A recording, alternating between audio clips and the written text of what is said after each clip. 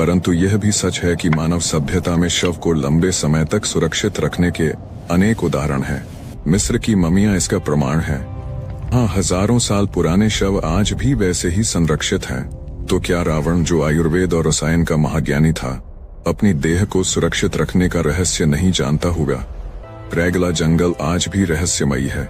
लोग कहते हैं कि अगर कोई गहरी रात में जंगल में प्रवेश करे तो उसे अजीब आवाजें सुनाई देती हैं। कहीं से डमरू की गूंज, कहीं से मंत्रोच्चार और कभी अचानक तेज प्रकाश। यह सब मान्यता है कि गुफा के भीतर रावण की ऊर्जा सक्रिय है। रैगला का जंगल इसलिए भी रहस्यपूर्ण है क्योंकि यहाँ सरकार ने कई बार अनुसंधान दल भेजे, लेकिन वे भी कोई ठोस निष्कर्ष नहीं निकाल पाए। स्थानीय प्रशासन ने इस क्षेत्र को संरक्षित घोषित कर रखा है।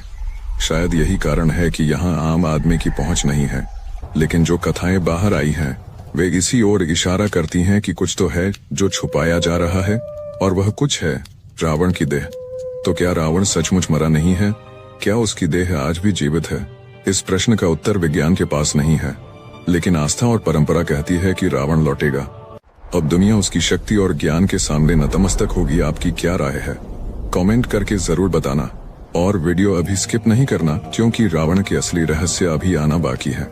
दोस्तों, रावण का नाम सुनते ही हमारे मन में एक ही छवि उभरती है, एक बलशाली राक्षस जो अपनी शक्ति और अहंकार के कारण भगवान श्री राम से युद्ध करता है। लेकिन अगर हम रावण को सिर्फ एक खलनायक मान लें तो शायद हम उसकी असली पहचान से अनजान रह जाएंगे, क्योंकि रावण केवल एक योद्धा या विद्वान ही नहीं, बल्कि एक अद्भुत वैज्ञानिक, आविष्कारक और दूरदर्शी भी था।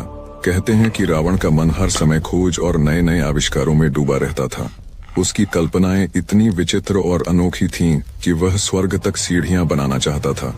वह सोने में सुगंध भरने का प्रयास करता था, शराब की दुर्गंध मिटाने की कोशिश करता था, समुद्र के खारे पानी को मीठे में बदलने की योजना बनाता था। इतना ही नहीं, वह चाहता था कि धरती पर हर कोई गोरा हो, किसी का रंग काला ना हो, और इंसान के खून का रंग भी लाल नहीं बल्कि सफेद हो। शायद उसका सबसे बड़ा सपना था एक ऐसा विमान तैयार करना जो समय से भी तेज चले, यानी एक time travel machine.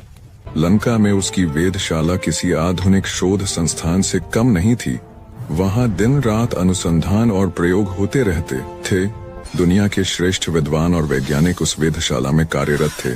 Shukracharya, Shambhu, Kumbhakarna और उसकी पत्नी वज्रज्वाला जैसे महापुरुष निरंतर नए अस्त्र शस्त्र और यंत्रों के निर्माण में लगे रहते थे। खुद रावण भी इस कार्य में रुचि रखता था।